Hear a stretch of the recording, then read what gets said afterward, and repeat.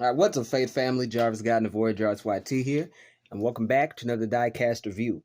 Today, we're going to be taking a look at the Hot Wheels Lotus Emira from the 2022 Hot Wheels Exotics line of cars. Now, this is the first ever variant of this vehicle, as far as I've been able to tell, and this does seem to be a newer model of Lotus, so that makes complete sense. But it's not very often that we get to review a first ever variant on Diecast reviews. I think we've only done it maybe one or two times, but they were all with vehicles from the 2020s, which, I mean, that makes sense because the show has only been on since 2020. Either way, man, I've always had an affinity for Lotus cars, and it's for a very, very weird reason. It's because I used to play Need for Speed, Most Wanted all the time back in the day. Still have the disc.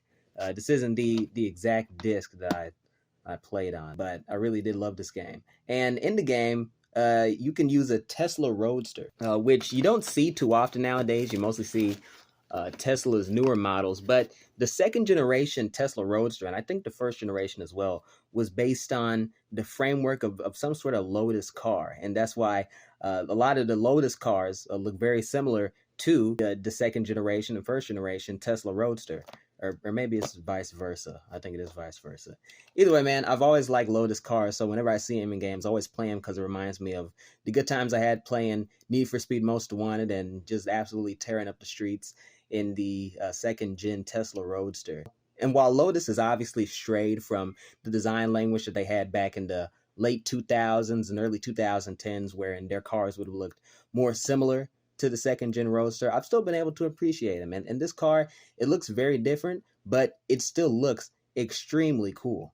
And Hot Wheels did an absolutely excellent job on this vehicle. I only have a couple of complaints, but only one of them is really related to the team at Mattel and Hot Wheels. The other one is just really just a complaint at Lotus, just because of the bizarre proportions of the car, and I may as well talk about that.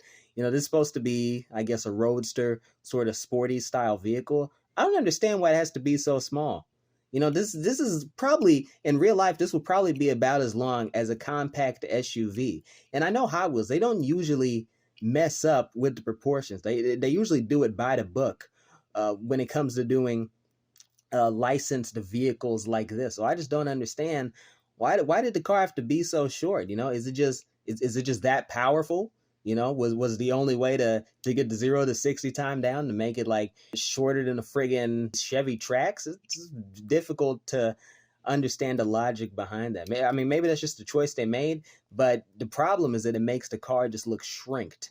It feels like it should be longer. I feel like this should be as long as a Corvette. And a large part of it comes down to the fact that the front of the car isn't long enough and the back of it isn't long enough. It just feels weirdly short and cut off. But otherwise, the rest of the design is pretty good. A few particular points of praise. I really do appreciate the work that Mattel did in differentiating the actual body paint from the, I guess, background plastic they have right here to add texture to the vehicle. They could have very easily been all part of the body assembly, but no, they chose to go the extra mile and have that extra bit of texture right there. So it gives the car some much needed dimension, and it makes it more accurate to reality. Because I could have very easily have seen them just having the entire, I guess, lower fender be blue, which I definitely wouldn't have appreciated. As you can see, they also put the work in, added a sort of Lotus insignia right there, and they added paint to the headlights. Absolutely insane. It's one of the big reasons why I bought this. I'm like, oh, there's a bit more detail than usual on this thing. And go to the back. They also added some paint to the backlights and added the Lotus logo type right there. Thankfully, the camera is showing it.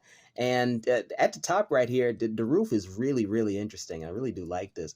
The roof is a different texture than the rest of the car. I mean, I think, as far as I can tell, this is a plastic, but I really do like how the usage of plastic and a different textured piece here suggests that this is sort of a soft cloth material that can be pulled back into the car. But I really do just love how the different textured plastic suggests a different kind of material from, I guess, the rest of the black elements on the car. It just looks really cool to me. It looks good in the light, and it feels really good in your hand. Taking a look at the tires right here, they do a similar thing to like the wheels with metal paint for the trim, except it's like spokes. They add paint on every spoke. It's really difficult to describe. Yeah, you're looking at it right now. You see how it looks. All that paint is eventually going to come off, and this car is going to look awful. Especially like much worse than the actual cars that just do the circular metallic paint for the rim.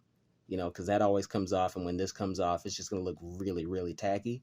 But I think as it is right now, as a new car, it looks pretty good, and it's going to take a while for it to get messed up. So, yeah, no, it's just very solid design work all around it. The only thing I really have to complain about is I think that a more interesting paint job design would have done a lot for this car, and hopefully they're going to do that in the future. But it's the first ever variant, so I'm not going to take too many marks off of Mattel and Hot Wheels for that. I don't know why my hand is shaking, bro. Either way, man, in terms of recommendations for this car, this is a very, very solid vehicle. Lotus did, I guess, a decent enough job in designing a roadster sports car. I wouldn't necessarily say that they made the best choices when it came to the proportions, because this looks a bit silly. But, in terms of the cast itself, Mattel and Hot Wheels really did a good job with this. And for a first ever variant, this is extremely, extremely impressive. And I got to wonder if they only went the extra mile because Lotus told them that, hey, you ain't going to do us like you do like General Motors and all those other people. You are going to pay some respect to the design and the name of the Lotus brand. So, I don't know, man. Whatever happened behind the scenes, it resulted in a great car that I absolutely recommend.